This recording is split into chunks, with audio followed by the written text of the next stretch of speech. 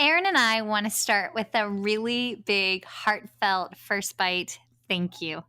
We have been so encouraged by your kind word, your messages, your glowing reviews of First Bite. This has been a labor of love for the last year and a half, and we are grateful for y'all being on the First Bite journey with us and supporting us because we work full time and this is a full-time gig on top of it. And we do it with joy because we understand that the world of early intervention pediatrics needs evidence in it.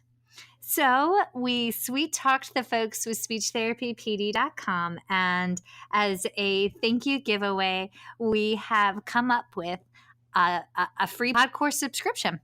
So once we hit 130 iTunes written reviews, we're going to pull another name out of the hat, probably with the assistance of an ever so handsome goose and a bear. And that person will get a free pod course subscription. So over 175 hours of continuing ed plus 19 new continuing hours each month. And there's a new episode every Monday, Tuesday, Wednesday, every other Thursday, and the short course 9 series long, All Things Ethics with Elise. And that's our way of giving back. So thank you. So please keep the reviews coming. We only have a few more to go, but once we hit 130, then we will pull that name out of a hat. Happy 2020. Thank you for joining us on the journey. And seriously, y'all rock. Thank you. Hey, so by now, I'm hoping that you've heard about the brand new pod course subscription that Speech Therapy PD has rolled out. For $79 a month, you get over 175 hours of ASHA continuing education with 19 new episodes a month. That's fantastic. Well, they want to make sure that you also know we have a brand new coupon code. So the coupon code is F as in first, B as in bite, followed by the number 20, FB20. And that brand new coupon code will give you $20 off the pod course subscription. So you get 175 hours of continuing ed plus an average of 19 new hours a month, all for $59 a year. And we cover everything from early intervention to schools to adults to ethics. So be sure to type in F as in first, B as in bite, and then the number's 20. Enjoy your coupon, or as my kin folks say, enjoy that coupon.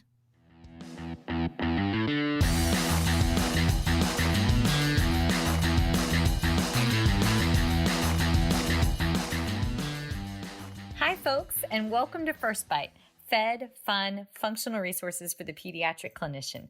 I am your host on this nerd venture, Michelle Dawson, MS, CCC, SLP, the All Things Peds SLP. I am a colleague in the trenches of home health early intervention, right there with you. I run my own private practice, Heartwood Speech Therapy, in Coletown, South Carolina, and guest lecture nationwide on best practices for early intervention for the medically fragile child. First Bite's mission is short and sweet, to bring light and hope to the world for the pediatric clinician, parent, or advocate. In this podcast, we cover everything from AAC to breastfeeding, best practice for running a private practice, and all the nitty-gritty details involving feeding and swallowing by interviewing the subject matter experts themselves. We bring the data to you. Every fourth episode, I am joined by the lovely Erin Forward, MSP, CF, SLP, a Yankee transplant who actually inspired this journey and who also walks the wild, woolly, and sometimes sticky walk of early intervention with us. Sit back, relax, and watch out for all the squirrels and enjoy this geeky gig brought to you by SpeechTherapyPD.com.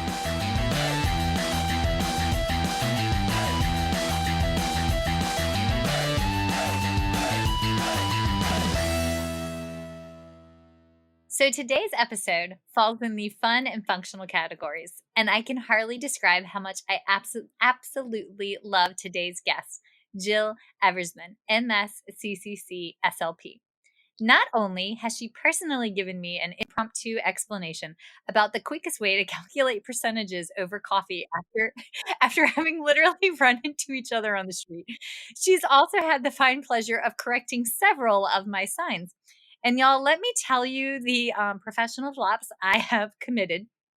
It turns out that with a quick flick of your wrist in the wrong direction, the sign for ball can turn into the sign for some female anatomy, and the signs for nice to meet you.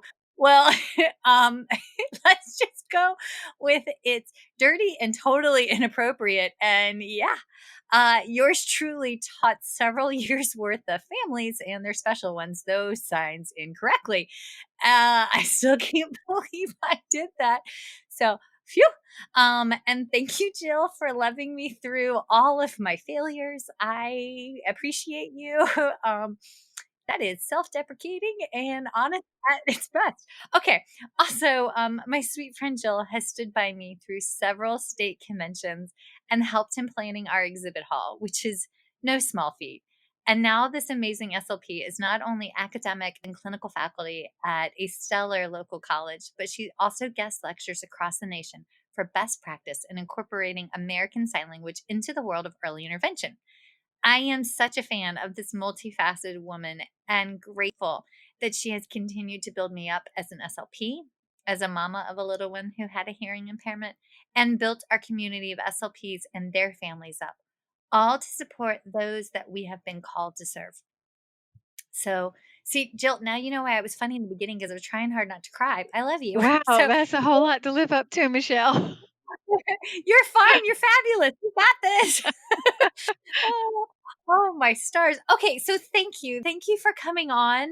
Thank you so How much for asking me. I love talking about sign language and and early intervention and all things SLP, and it's a real privilege to be on here with you today. Thank you for asking me, Michelle. well, this is now my only one complaint is, woman, you retired from practice right when Bear, like a year before Bear qualified for speech therapy, and I was like, Jill, and you were like, woman, I retired, and I was like, "Ugh," but you gave really good advice all the way through, and you connected me with the most amazing people. So There are thank some you. amazing SLPs, not only locally but all around the country. So I know they did well, but thank you for that compliment. They did, yes, and, I am which and he started actually at your college. He started, Oh yeah. speech therapy over there. Yeah, those lovely students and, their, former professor were the first one to get him rolling, Well, and great. luckily yeah, that was and he's talking now. Good Lord, can't shut the kid up. Okay, so now you and I both went to the same graduate school at different times, but same grad school. Well, Um I went there undergrad, Oh, you went and there a undergrad. few years later, like 30, you came behind me as a grad student. Um, Not 30, but anyway, yeah, I was there undergrad, wonderful school, and then you were there graduate school, and I went to um, Towson for graduate school. Okay, so y'all, we're talking about James Madison University. So Yay! anybody Go out there, Dukes! go Dukes, and we all bled purple because we survived. So, how in the world did you get into the world of sign language for early intervention? Well, Michelle, I always knew I wanted to work with children who are deaf or hard of hearing. And so in college, I actually started as a math major, which is kind of unique in our field. And realized very quickly that was probably not the right path for me. And I'm so grateful that I had somebody suggest the field of speech pathology. And because once I started in that path, I really fell in love with it. I'm so grateful that I'm in this field.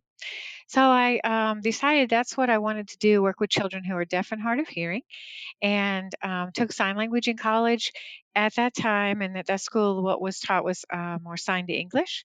That's what I learned. And from there, I worked with children as a speech pathologist in a school for the deaf, and also later as a preschool program in a regular education school when we lived in Hawaii. I worked in the Maikai Elementary School in their deaf and hard of hearing classroom as the speech pathologist there with a deaf and hard of hearing classroom. Um, but like many of you have heard me know that my husband's a Marine, and so yay.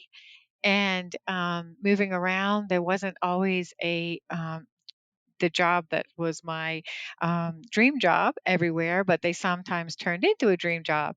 So from there, I ended up working in public schools and got such a wealth of experience there, as everyone in the schools do. It's such a wide variety of ages, and you get to experience all different kinds of children and disorders, and really enjoyed that. And then I started as child find coordinator and worked with the 3 to 5 year old program exclusively for a number of years. What state was And that from in? I did that in DDES schools, so in Laurel Bay and Beaufort and their school Mhm. system, and then also at Fort Jackson Okay. So here in South Carolina. in South Carolina. Okay. Yes. Okay. Okay. And then a friend of mine asked if I would help her out. She had an early intervention agency and had some children who need to be served. And I said, I'll give it a try. And once I started in early intervention, I wondered why it took me so long to get there. So really enjoyed it. It was a great fit for me. And as you know, and as our listeners who work with little ones know, um, sign language can be a great tool for children who are pre-verbal, minimally verbal, and nonverbal. And early in an early intervention, it often is a really good support for speech and language development. Yes. Yes. I I am so excited about this because I've had so many families tell me, "Well, if I teach them to talk with their hands, they're not going to talk with their mouth." And I'm like, "Oh, Uh huh. sweetie, pull the myth. I will bust it open." And y'all, I did code switch, but trust me, if you heard me when I talk to my family, my accent is even thicker than that. I was There just picking that up, Michelle. Um, you yes, we all do that. So, well, I found from one of the parents I worked with, she recommended signing time. And as you know, I'm a signing time academy instructor and love the program because it makes it easy and fun to learn signs. What Rachel Coleman is the inventor of that, and she does all the songs, original songs, and puts them to sign because she started it for her daughter who was diagnosed as profoundly deaf at 14 months old. So anyway, I use that because it does make it fun and easy to sign. But I've also worked with many families, and when we suggest using sign language with their children, they also say that somebody somewhere has told them that if they sign with their child will never talk. And of course, that's not our goal. Our end goal is not that we have. That we only encourage signs, but our goal is that we use signs to support or like as a bridge to speech, and the sign language is helping them communicate while they're learning to talk. Perfect. Okay. So to preface today's entire conversation, Okay. I just want everybody out there to know that this is our goal should be communication. And for some Yes. children, that is verbal. For some children, that is sign. For some children, that is an AAC device, whether it be speech generating or non speech generating. And for some children, it's a combination of all of the above. And that's okay. It's okay. Yes, I'm so glad you said that, Michelle, because that was one of the things I wanted to talk about. It's really not one size fits all. And so signing is the right answer for many children, but not for all of them. And we also do, like you said, we'll overlap things to see what's best. What we want is the most effective, the best system for a child and their family. Yes. And so that's, and what you'll find is that some children will choose. I have one little guy I'm thinking of right now. He chooses to sign with his family and he's verbal elsewhere. Or I had one little one that would sign with me, but use her speech generating device at school. And that's okay. Our goal is our goal is communication. I go about it, and a lot of us out there in the field will go about it from a total communication perspective, but it's letting the child choose their voice however it comes to be. So I've done so many episodes on AAC. I'm remiss that it's taken us this long to get here with you, but we're here now. But y'all, this is we're here now. So okay, so there's my soapbox of the day. But okay. So we'll roll right out the gate with our questions. Now, who is a candidate for using American Sign Language in speech therapy? Is it only for the children with a hearing loss? What about I'm thinking of my children that have had status post traumatic brain injury or a cerebral vascular accident like a stroke. Can they still use ASL? Who are the people we're looking for? I don't rule anyone out. Because I've seen how effective it is, we sometimes start there. But you do need to look at other circumstances. If it's not an effective way to communicate because of motor skills, then you want to find what's effective. But just because someone has motor weaknesses or paresis paralysis, that does not mean you automatically rule it out before giving it a try. Just like you don't want to rule out AAC devices of other types and just automatically go to the to whatever you think is in mind, what you want to do. Children and adults will both surprise you, and you want to find what works best for that client or patient. So, like I said, I don't rule it out for anyone to start out with, but it may be ruled out because you try it and realize the child has no interest in it. Child just doesn't.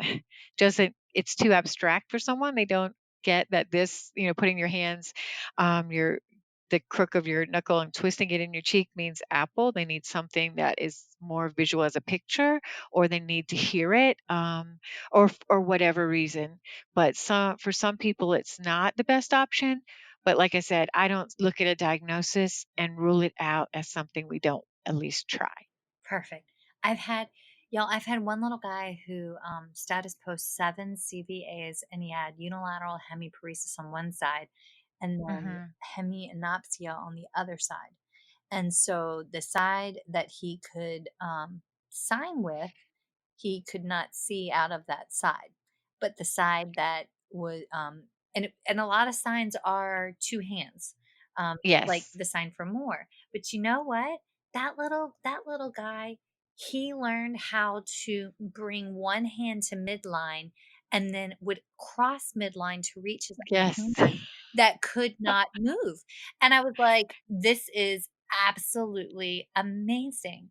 It is amazing. I was gonna give that same example because I had a child who had a stroke right after birth, and so, um, very little, left side movement, and he would take his right hand and cross the midline, just like you said, to sign a two-handed sign and meet his other hand or arm. Or sometimes you'll see clients that use their leg or they use a table as a second part for a two-handed sign if they're not able to use both hands. Oh, no, that's amazing. I hadn't thought about using table or another body part. Yes. Well, Yes, you might see that. I should probably, knowing my history and track record, double check with you so that I don't inadvertently use a really wrong side. But like, Jill, expect a FaceTime call from me in the near future. That sounds good. Um, but I did wanna address one thing, and that is signing with children with hearing loss. Okay. Yes. Okay. And I'm just as passionate as every other SLP that we want to help those children live in a hearing world, but I'm equally passionate that ASL is something that we need to be offering to more families, that it's not a negative, that it's a language, a true language in and of itself, and that it is a mode to communicate that children who are born deaf and hard of hearing can access from day one, even if they don't do it long term. It's a mode that they can access from day one. So that's not an opinion that's agreed upon all around the country. I understand that, but that since I'm the person here that you've asked, that is um, the philosophy that I wanted to address here today. Perfect. Perfect. I've I've had the pleasure of getting called in to work with some little ones that had hearing loss, but they didn't call me. And folks, I am not the hearing loss expert by any stretch of the means. I got called in because the hearing loss was in conjunction with the cleft, and they asked me to come in to work on like bottle latch and things like that. And knowing what little bit that I do know, and trust me, I've taken several of Jill's live classes and follow her pretty regularly. Um, uh, and she does teach for CEUs, and we'll cover that at the end, but you gotta go see her. Um, Also, man, I broke a sweat in the last class, just saying. But, like, but I did, educate those families to the incorporation of sign from the beginning, especially when what we were doing was centered around core vocabulary, such as eat and drink, because that was Right. what, and that's a high frequency word, core vocab, and something that little ones are really motivated by because um, most folks love to eat. So, yes. I'm raising my hand. Yes, me. Yes, yes. This is the course that I wish we had a video camera for, but as I am currently sitting in blue yoga pants with a stitch shirt from Lilo and Stitch, definitely don't want to see my mother. Uh, okay. So then my next question is in God's name is the difference of between baby sign and American Sign Language? Because like I've had so many families say, "Oh, it's okay, we're doing baby sign language," and I'm like, "Rawr, rawr." So help. Well, there's a lot of overlap in the two, but let me tell you my definition of the two. Baby sign, what I talk about when I say baby sign is the sign language programs, and they're really marketed. I don't think when they originally started, they're marketed for parents of children with special needs, but I may be wrong there. But they say you can sign with your child so they can communicate with you before they can talk. But some of the signs are modified to make them simpler. The only problem is that some of the modifications mean something else in ASL. So if you have a baby, and you want to communicate with them before they're able to talk, so you start at 6 months, 8 months, and use baby signs, just the parents, caregivers, and the child. There's no problem there, but some of those children will have speech and language delays, and you can't tell who they will be when they start at 6 or 8 months, unless there's been a diagnosis. So American Sign Language uses the same um, adult or target version signs with young children that they do with any age there when you're teaching those signs.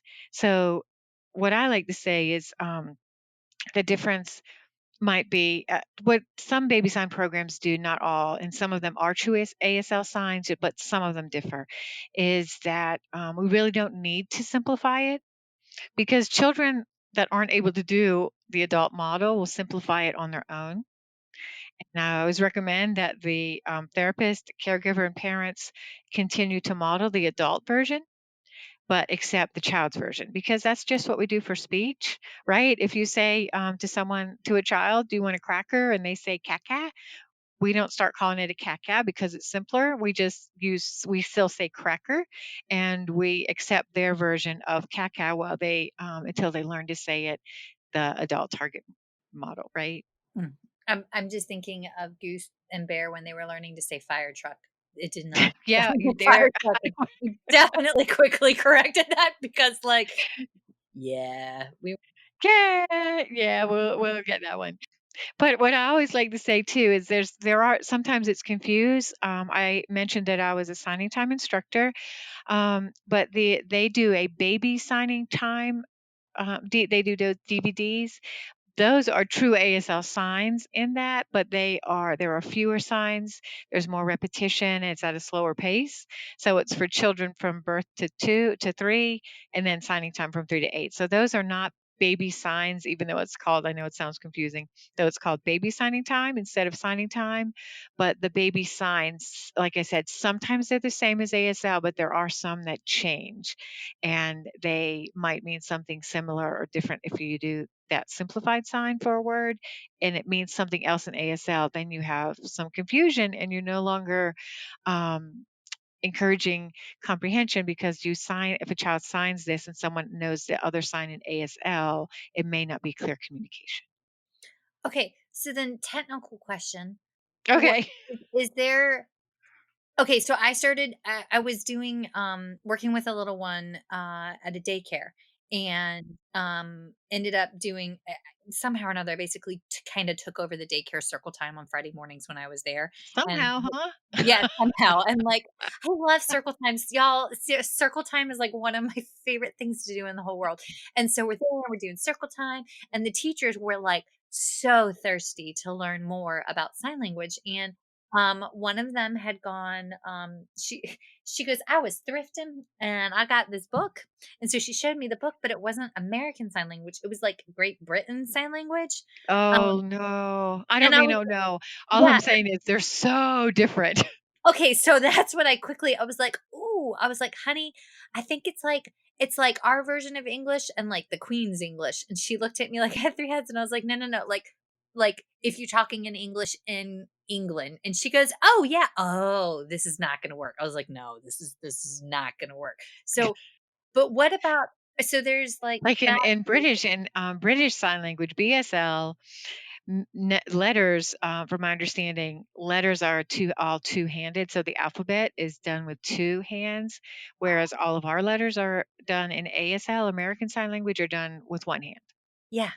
Okay, but then that gets me to the next tricky part. Aren't there Okay. regional dialects within American Sign Language? Like, do they There are regional dialects. okay, And so you may have a variation, but the example that is commonly used is we have that in English, right? So someone says Coke, but they're up from the north, they may say pop or soda pop um, or soda. And we understand all of those words.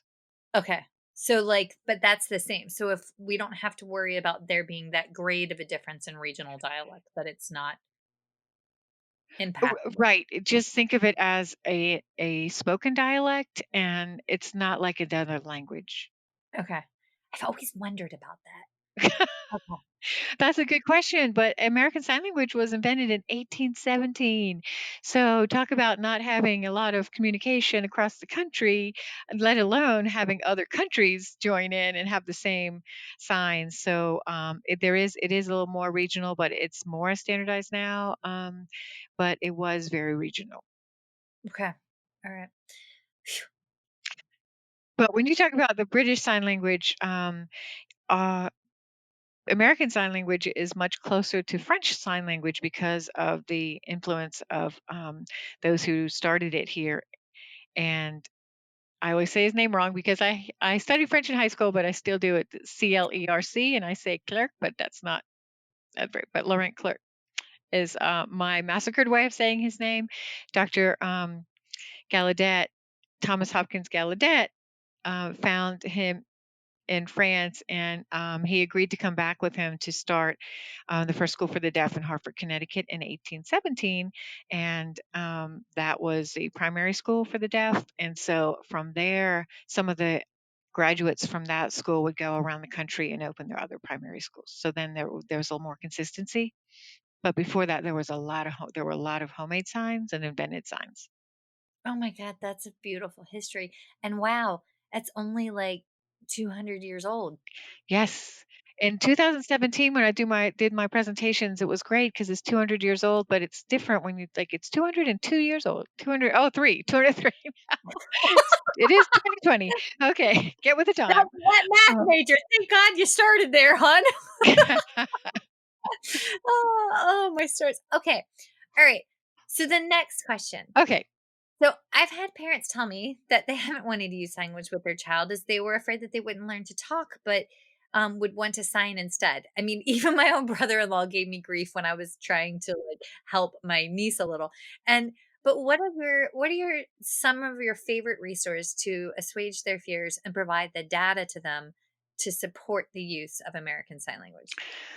Good question. I will tell you that even though it hasn't not it's not a within the last 5 years, but the research that Signing Time commissioned and that shows that children sign before they can talk, that it supports speech and language development, children that sign often talk sooner than those who don't, all of those. So when I talk to parents, I do like to say, and I often don't like give them here are resources, blah, blah, blah, blah, blah, in APA format, but just telling them and knowing I've read it, I tell them that the research supports that signing children who sign talk sooner than those who don't, and it supports speech and language development instead of hindering it. And so some parents think they'll give it a try when they hear that. For some parents, what I say is, what if we give it a try for, like 2 weeks maybe? And if you still don't want to sign, we won't. And You know what it takes to get a parent on board, Michelle? A lot. No, it doesn't. It takes one sign. It takes one time when instead of and a parent has to guess what it is. Are you hungry? Are you thirsty? Are you cold? Are you tired? Do you need this? Did you forget your bear in the car? And it's a guessing game for parents, and it's frustrating for the parent and the child because the parent wants to understand the child just as much as the child wants to communicate to the parent. So one time they sign the sign for cookie and the parent says, "Oh, you want a cookie," instead of the guessing game. That is often all it takes for a parent to be on board because they want to communicate with their child, and it gives them a way while the child's learning to talk to communicate with their parents. I'm thinking back on my sweet little Boo Bear and his little, because we did sign language with him Oh, first. yay. Yeah, and he signed eat nonstop, and I look at the pictures of him at 2, and he had a Uh-huh. lot of roles. We really enforced the sign for eat. So, like, yeah. That's a good one, and I have one little one that I get in debate with. Actually, it's a friend that you know, and she always reminds me that she wants some candy, and I'm like, "It's 9 o'clock in the morning. You're not getting candy." But like, mom's like, sometimes we give in. I'm like, I can tell because she's persistent. Oh, I'm yeah. like, Oh, yeah. So you yeah, taught the sign for candy, I'm thinking. yes, Yeah. I You did regret it now? because wait, what'd you say? Do you regret teaching that sign now? No, because it was a functional communication, and I've been able to segue that to "I want eat candy." I mean, we don't have too many four-word phrases, but that "I want eat," that carrier phrase for candy is consistent. So, it's a high ticket motivator, and we now have, a pronoun, so, like, go team. That's But, like great. You go. Yeah. That's the key is just like they'll talk with children or anyone will use words for what's motivating before what's not motivating. Or learn in a foreign language. That's what we start with. okay, so then a couple of thoughts, folks, when you're, looking for resources for this, be sure to check out the early intervention roles and responsibilities that ASHA has for SLPs. That's a really good resource. Um, they have, you can contact them for, and if you give me 2 seconds, I'll pull their phone number up. But they have a phone number that you can call and actually talk to one of their staffers, and they have staff for this on how to incorporate this into best practice. And I think it's also on their, if memory is correct, I think it's even on their practice portal. So check out the practice portal. The phone number for Ash is 1-800-498-2071. I do have them on speed dial because I have a lot of questions from a lot of hats that I wear. Um, and then also look at your local community resources and nonprofits. Here in the Palmetto State, we have the South Carolina School for the Deaf and the Blind. A lot of states will have a state designated school for the deaf and the blind. And then, Jill, there's a really good nonprofit that I can't think of in the Midlands. Oh my gosh, it just went out of my head. Mm. Yes, Better Beginnings. Isn't that it? Better Beginnings? Just beginnings. Beginning South Carolina. Okay, and they're a fantastic group, and Yes. they advocate. So if you're working with a kiddo who has a hearing loss, and say they're going to their transition from early intervention to their LEA and are told that they are not going to be assigned an interpreter or that they don't have sufficient staff, well, there's a problem with that.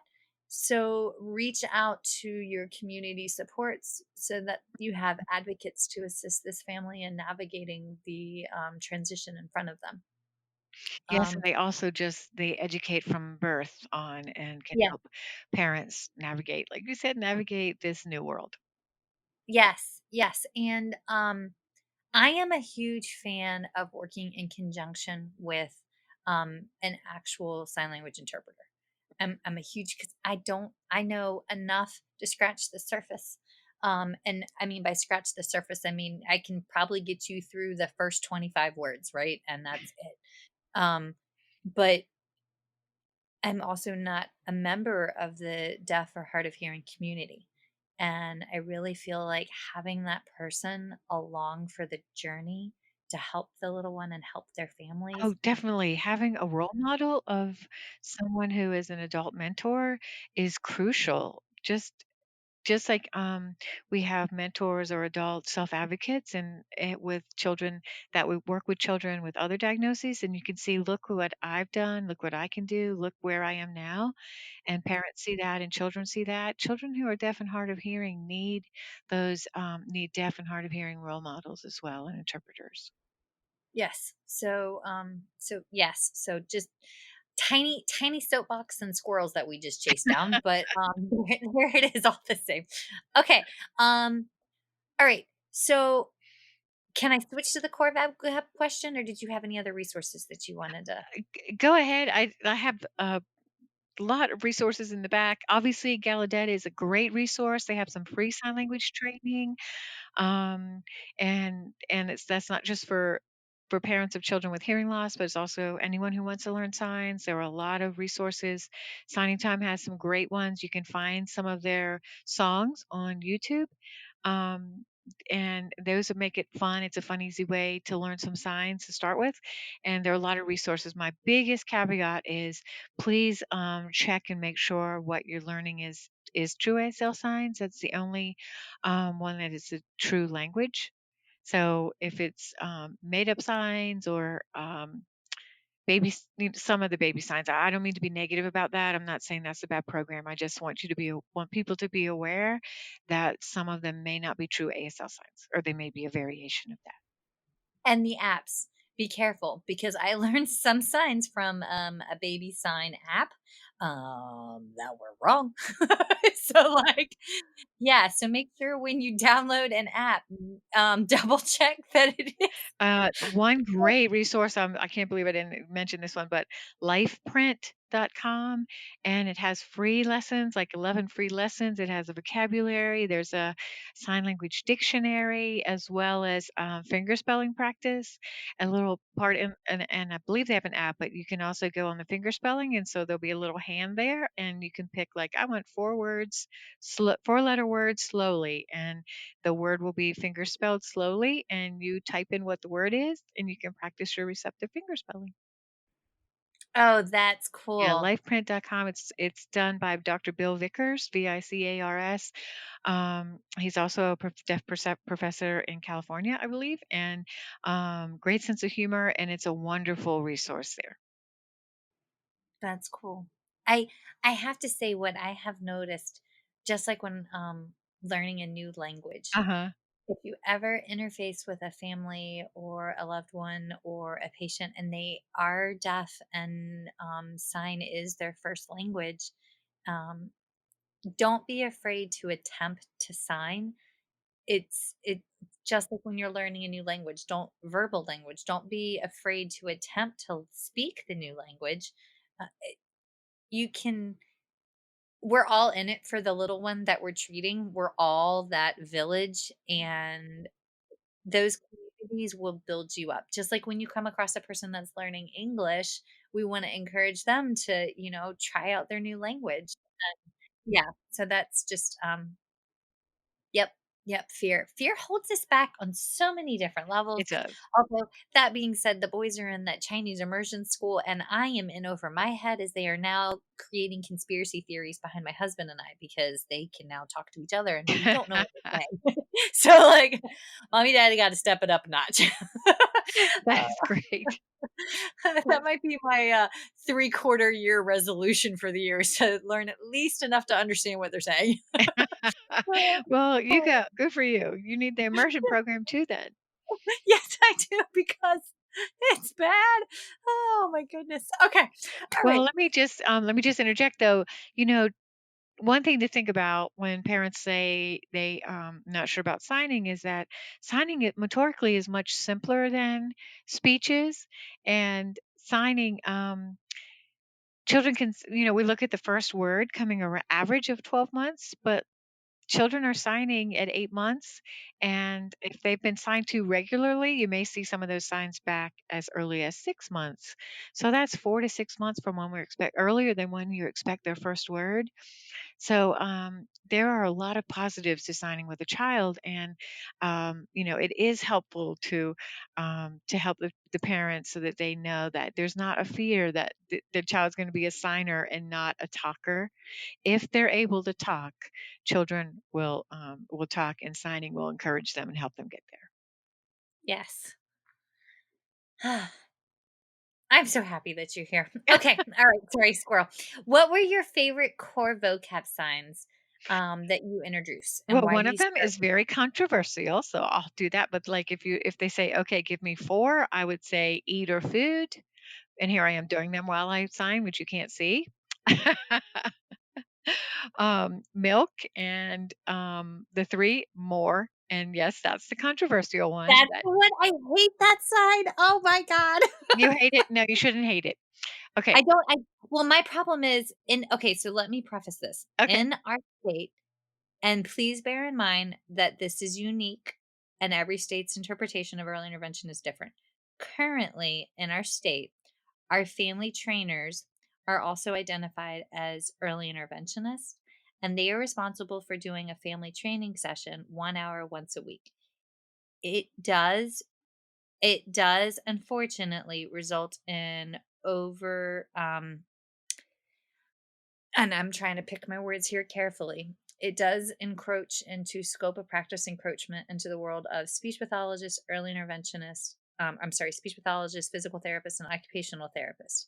In other states and our much larger states, such as California, New York, Texas, and the states around them, the family trainer slash early interventionist is responsible for a coaching session like once a month to make sure that the OTPT and speech therapists, the licensed professionals, are in there working with the family and then setting up family supports such as uh, do they have the right health insurance? Do they have enough money to cover groceries? Those kind of things. But in South Carolina, as it is currently written, they are actually responsible for basically doing what an OTPT and speech pathologist does. I have some dear friends that are early interventionists. I highly respect them. They're amazing individuals. And then I have come across others that are teaching signs incorrectly, and I mean way worse than my like lack of knowledge, right? But informing families that they need to focus on fringe vocabulary instead of core vocabulary, which flies in the face of best practice, and it's like an uphill battle thereafter, right? um so that's why I it's a personal thing against the sign for more, because I've had so many families be told incorrectly that oh, you can just sign more for everything, and I'm like, yes, but once we have more, then you add in the second word, more this, and so You have yeah, good points, Michelle. I understand where yeah. you're coming from. I have a lot of respect for EIs and also have a lot of friends that are EIs. And one way we try combating that is that I've had a number of agencies, and including large state agencies, that have asked me to come in to teach signs because they want to be teaching correct signs and ASL signs. And if you didn't, just like anybody, I mean, SLPs around the country, if who know no signs, it's because they didn't have it offered in their training program. So that's sort of where we need to start, right? It's the training programs to offer it, even though we're chock full of so much to learn while we're in school. But if they didn't learn it and you're working full time there, it's hard to find a place to learn it, which is why really started my short workshops in the first place, is because I heard people were making up signs and teaching wrong signs. So I thought, well, why don't I just teach some correct signs and then we'll go from there. But I'll tell you the reason I do support more not in every context, but a child who's completely nonverbal, you can use it to ask if they want, after you give them a few pieces of cookie, if they want more cookie, and a few pieces of puzzle, you want some more puzzle, and if they've read a book and they want some more books, but you won't let them get them yet, and you do more. So you can use it in a lot of contexts. So that's the correct part there. Before they have the words. So that's an early on we're using more, but we do see children often overgeneralize it, and they think it just means gimme, gimme, gimme, or I want something. And if there's not something specific attached or a referent there, then there may not be good communication. But it does give a start, so that's sort of a jump start. Also, Per a caveat and I is if support that, jumpstart, yes, I yeah, love that as a jumpstart sign, yes. but, as a caveat, if you have a child who you see has red flags for autism or has been diagnosed, that's not a sign I'd start with because those clients often have shown that they have a hard time once you get them in a habit of do more, you get this, do sign more, you get this. It's hard to break them back out of the habit and say, well, now when you want cookie, don't sign more, but sign cookie or more cookie. And you're trying to make a change in what they're signing. And that may be more difficult to make that change for some children than for others. But a child who has no communication system at all and is having a tantrum every time they want to communicate, signing more can be a real help for that family. Mhm. Okay, so you said your first were more. More, I mean, the motivating ones, more eat or food and milk. The other ones I would do are a few of the food signs like banana, cracker, and cereal, drink, water, juice, all done. Help. I have parents who always want please and thank you, so I teach those early on because That is because we're in the South, because baby. not because they're core vocabulary words, but because parents want them and the parents are just as important part of the team or more important than what I want. So we teach that. Obviously, toilet or bathroom, especially depending on the child's age. You want to start with that. Mom. How many times have we taught the sign poop because a family was potty training? Sorry, I Assign go, assign stop, telling someone to stop, like leave them alone or stop. That's a powerful sign. Signing jump and seeing an adult jump up and down because you do the sign for jump. Whatever is motivating and encourages communication is what you start with. um, I will add the only other one that I used that that you didn't mention was on. I love the sign for on because so many of our kids, I mean, so many of our kids do get a lot of screen time. And I know screen time is a whole nother episode It's and a topic. whole 10 other episodes. Yes, yes, but when you have a kid that you know that the parents do use, a lot of, television shows, Yes. I will say, "Okay, well, this is something that you're already doing, so let's turn, the TV off, or let's stop it and pause it." I'm signing now because you're signing it, and then I'll say, "Alright, tell me you want on." "I want on." "Ready, set, go. It's on." And look, I love the sign for, look, like if we've thrown a ball, Uh-huh. kicked a ball, and then we're gonna look, and I'm like, "Oh, no."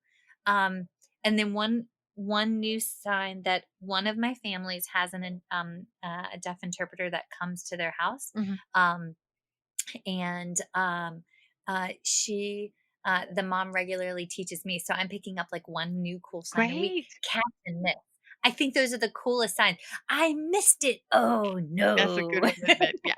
Well, I'll teach a sign. It depends on the circumstances, but you find what's functional just like you do with core vocabulary for any if you're teaching speech or you're teaching a speech generating device or a picture communication system or the formal one of text, whatever you're using. You want to find vocabulary that's functional and that is meaningful to the client, especially for the little ones in there. So I've had a child who did not want to interact, but would play with their train set all day. So I would just lay my arm or leg right over their train track. So they had to sign move. They didn't want to play with me, but they would sign move. They didn't care to ask for a ball. They didn't weren't hungry when I was there, and so they wouldn't ask for food while I was there. They would probably go for 3 days playing with their trains and not eating. So you have to find what's functional. So I would just, sabotage things and they sign move, I'd move right off their train track and they were happy, get around the track and there I am again. We're signing move again and we have communication happening. I love how you said sabotage. I was taught that that was the failure model. Set them up for failure such that they have to use their language, but, like, sabotage sounds so much nicer than failure. So, like, yeah. Yeah, yeah, Oh. that is kind of the failure. So you put their cup out of reach, like there's no way they can get that. So it is, but yeah, I think sabotage is a nicer word. but it does explain it a little bit better perhaps. But so there are those common words that we're using with children every day, and the family signs, the early signs, we do again sign. I like to try to start again if I see the families overgeneralizing and they're doing like more of an action instead of, will you do this action again, push me again, or instead of get more of an object, and do you want to do it again instead of do you want to do it more, and so that we can separate that. So if you would say again, do you want to do it again to your child who did not have a speech and language delay at that age, then you should sign. I would recommend you sign again instead of more to your child who does have a speech and language delay. Mm. I go with a model of 80/20, even with ASL. 80% core, 20% fringe. That's a good. And then one thing that I have found that really helps, um, I have recommended for carryover, Hmm. because that's where we struggle. Like, we struggle with carryover, right? Like home exercise program, Right. getting them to getting a family or a caregiver on board, or if you're at a daycare, getting the daycare on board. Um, so I will have families film me on their cell phone, or I'll have teachers film me on their cell phone. Of course, with if the child's in the picture and it's with the family, I have them sign consent to release. Sure. And if it's with the daycare, I just have them only film me in it, and Uh-huh. then it's me acting it out, and um, I make it a little sing-songy, or I make it a little silly, or Yeah. something that I know will get the kids' attention when I'm not there. Um, and I've had, the families tell me, they're like, "Yeah, they ask to see the phone. They ask to look," and they'll sign. It's really funny because I think "where" is one of the greatest signs that was ever created, because it's a great question word. And so they'll always say, Where shall?" Or like, my my nephew called me Mooshell. Granted, it was several times ago, but, like, "Where's Mooshell?" And so, like, That's great. yeah. Yeah, anything that does it, and I thought you were going to get into what you didn't, but that's a great idea. Is limiting the number. So some parent families, let's try these 3 signs this week, and for some families, this one sign for 2 weeks. And it's just adding this one sign consistently, as long as it can be consistent, and help whatever the family needs. And some ask for more, and they want more than that. They're just ready to go. But whatever works for the family to expose that child to sign in a consistent way makes for a good home program. And then the one thought I have on that is, make sure that the family's pace matches the child's pace. Hmm. Because I've seen where some families only ask for one sign, but the kid's picking them up rapid fire. So you have to kind of show to the family that the little one can do Hmm. more signs. And then I've had where other families, where the family is learning copious amounts of sign and frustrated that their little one, given whatever the etiology is only picking up the one a week. Yes. Yeah. So It's a you balancing act, sometimes have isn't to, it? That's what we're yeah, always doing, is yeah. trying to see what the needs of the family are and the needs of the child and the client, and also figuring how to help them work together as well. Mhm. Nope, you're Yeah, absolutely correct, yes. yeah. Okay. Alright, so we got, like, 8 minutes left. Yay. And I have, like, one more question, in the 8 minutes before we switch over to questions. So, what strategies do you have for when a colleague has come in and taught a sign incorrectly? That is a good point, but I say I like to think of it. What would you do if somebody taught your child um, a word in English incorrectly? And it's not just that they're imitating someone's dialect or accent. That's not what I'm talking about. But they taught the wrong word for it. You would probably correct them, right? I mean, you would correct your child so your child knew the correct word. If a colleague did, I like to be gentle about it. I'm not the, maybe I wasn't with you, but that was a different You were story. so funny. You sent me a text message and said, "Girlfriend, what is going on? You did X, Y, and Z." And I was like, "Oh, snap." And that's the Okay, deleted well, version of our blew text. my cover. Um, But that's because you know me. That's totally different. You know, when I it may be a one sign thing and it's a mistake. If I see that a colleague is doing over and over again, there's most of the signs. If signs are being made up, I just like to gently remind them that if you teach a child a made up signs, they're only going to be able to communicate with you or with the other person who knows whatever the sign system is. But if you teach them American Sign Language signs, they'll be able to communicate with anyone who knows American Sign Language. And that's the key. The key is not that the colleague may be teaching a wrong one. The key is the child. And will the child be able to communicate with a using a sign, or do you want the child to go out in town doing a sign like Michelle Dawson was doing? Doing So yeah, that's kind of the reason. If it was a little mild one, I probably wouldn't have gotten in touch with you. And we have the kind of relationship that I can give you a little text and say, "Hey, Michelle, you might want to not do that sign anymore." Um, Oh god, that's 8 years. 8 years I taught this sign for a women's lady uh-huh. part meeting ball, by the way. 8 years. Continue. but but what we want to do is it helping the child? Is teaching the wrong sign helping them? Maybe short term they're going to be able to communicate with this one person or the person in the family, but we want a child to communicate with everyone in their environment who can sign, or teach the sign to them, or go out in public later and communicate if they're older and still have a speech delay and need signs. Maybe they have childhood apraxia of speech and the signs help when their speech is not understood. A sign can really support that. And if they sign something that has been made up, um, no one's going to be able to understand their speech except for that person who taught them Mhm. the made up sign, the made up sign or the different sign. So really, we're trying to help the child communicate and communicate with as many people as possible. And knowing American Sign Language signs is the best way as a sign route. I don't mean the best way, period. I mean, if the child is signing, using ASL Mhm. signs is the best way to have the most number of communication partners.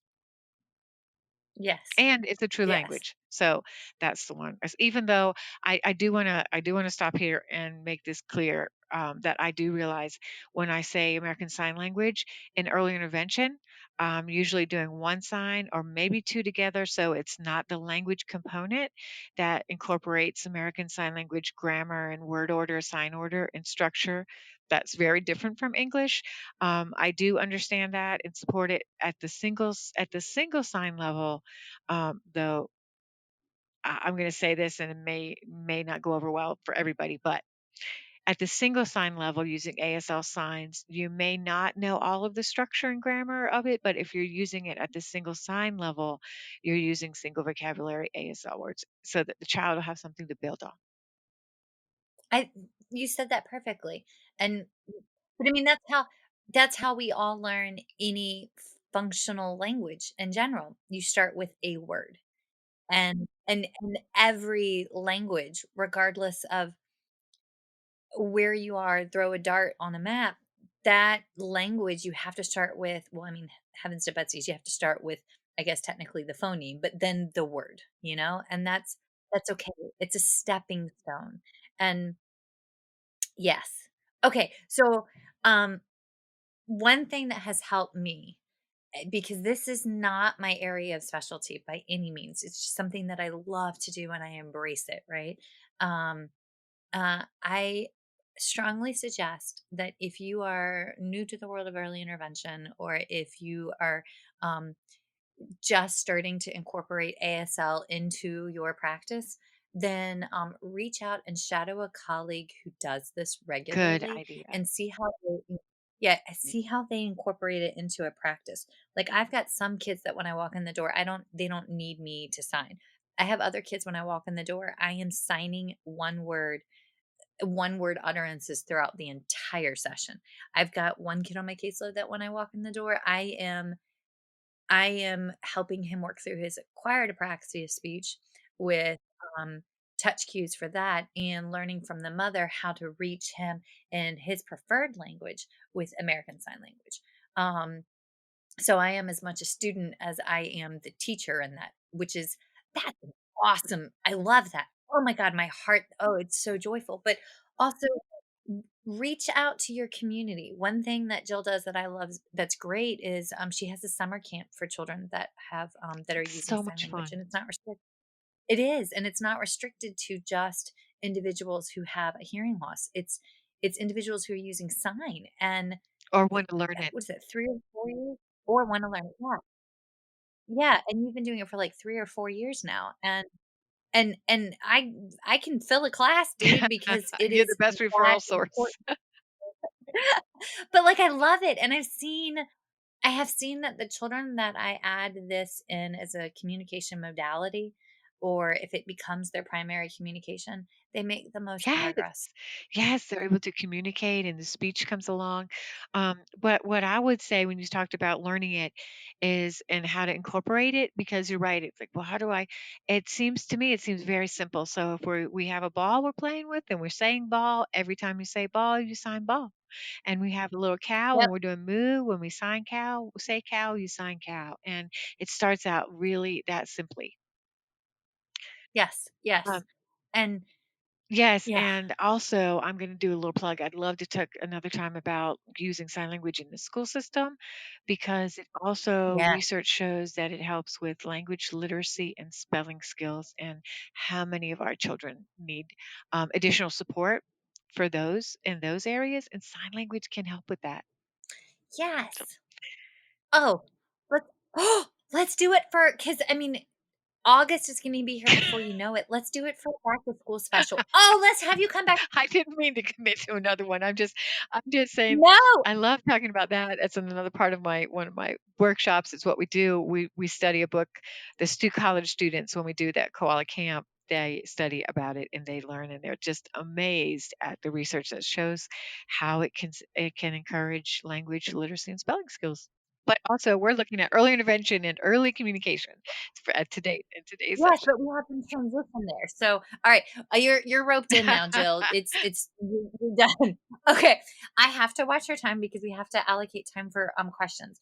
But before we switch to the live questions, if someone wants to learn more about the amazing benefits of incorporating American Sign Language into early intervention speech therapy, specifically if they're interested in taking one of your courses, how can they reach you? Where can they go? Teach us, lady. Well, let me just say direct connection to me is I have an email of Jill. My company is Speech Signs. So it would be Jill at Speech Signs, SPEECHSIGNS.com.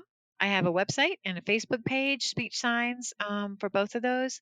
SpeechSigns.com is the website. Um, and before I was overwhelmingly busy in the last month or so, I tried to do a sign of the day. That's not quite every day anymore, but I do like to share things on the Facebook page. So I have that. I speak with Motivations Incorporated, a wonderful continuing ed company that does live seminars, but they also do recorded ones. So they have webinars, and I have using sign language with children with special needs, or for healthcare providers. Or sorry, I might have changed the title. But anyway, I do a webinar, three-part webinar with them, which is total of 6 hours. And And all of these are ASHA yes, CEU yes, ASHA eligible, correct? eligible. Yes. Also often have PTs, OTs, educators there. I also love being invited to speak at state conventions. I've been to some speech some speech state conventions, and also the American Pediatric Physical Therapy, APTEC, American Pediatric Physical Therapy Association of America. Sorry. Anyway, I've spoken to librarians about how to incorporate signs into story time, and love doing that. So, just if you're interested, please contact me. I'd love to talk to you about how you can bring my presentation to your area. Awesome. And y'all, she's a hit. We have her at Skisha regularly. And she gives back to our local community and does a lot of trainings with at-risk and special needs families. And it's just wonderful. So Jill, I adore you. Thank you. Thank you. Thank you. Thank you. I'm going to switch us over to questions with the 6 seconds we have remaining. Thank you so much, Michelle. It's been a pleasure. Feeding Matters guides system wide changes by uniting caregivers, professionals, and community partners under the Pediatric Feeding Disorder Alliance. So, what is this alliance? The Alliance is an open access collaborative community focused on achieving strategic goals within 3 focus areas: education, advocacy, and research. So who is the Alliance? It's you. The Alliance is open to any person passionate about improving care for children with a pediatric feeding disorder. To date, 187 professionals, caregivers, and partners have joined the Alliance. You can join today by visiting the Feeding Matters website at www.feedingmatters.org. Click on PFD Alliance tab and sign up today. Change is possible when we work together. That's a wrap, folks. Once again, thank you for listening to First Bite, fed, fun, and functional. I am your humble but yet sassy host, Michelle Dawson, the All Things Peds SLP. This podcast is part of a course offered for continuing education through speechtherapypd.com.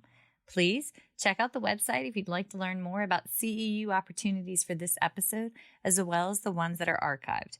And, as always, remember, feed your mind, feed your soul, be kind, and feed those babies.